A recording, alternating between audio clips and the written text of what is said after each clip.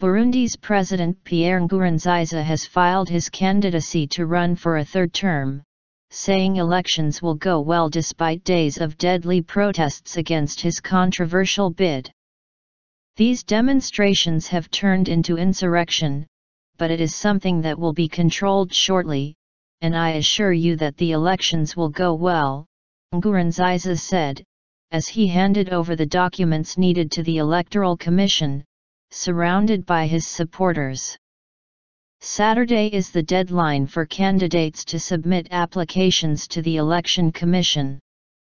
At least 18 people have been killed and scores wounded since late April, when the ruling CNDD-FDD nominated Nkurunziza to stand for re-election, triggering daily protests.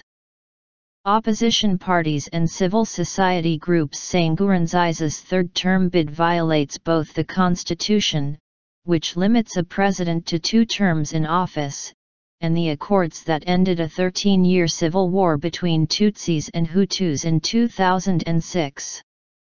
But the Constitutional Court has ruled in favor of Nkurunziza, saying his first presidential term did not count as he was elected by parliament, not directly by the people.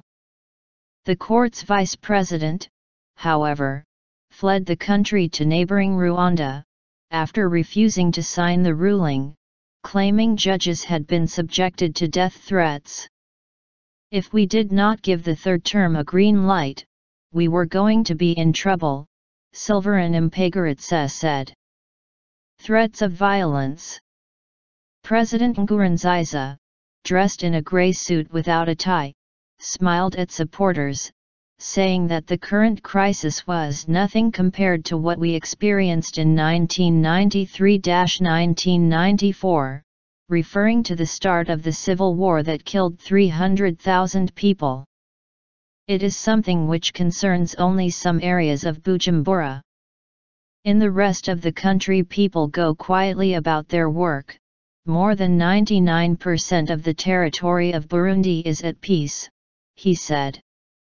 Nkurunziza, a former rebel leader from the Hutu majority who has been in power since 2005, has come under intense international pressure to withdraw from the June 26 election.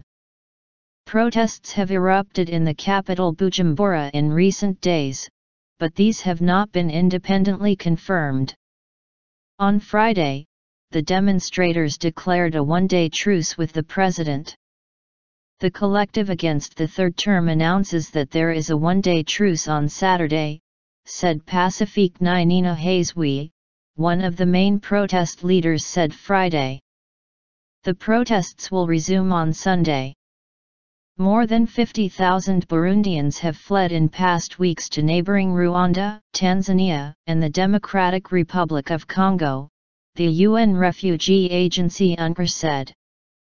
Rwanda, with the same ethnic mix as Burundi, has voiced its concern about the unrest.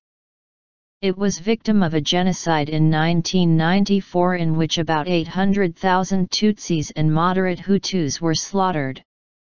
Leading opposition figure, Agathon Rwanda, who like Nkurunziza led a Hutu militia in the war, plans to run as an independent.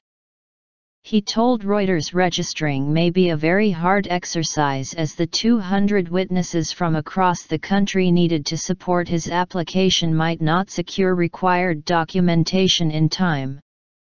He said the authorities had created obstacles. The government has promised a free and fair vote. Rwanda has called for delay in the May parliamentary poll and June presidential election due to the unrest but said votes should take place before Nkurunziza's term runs out on August 26.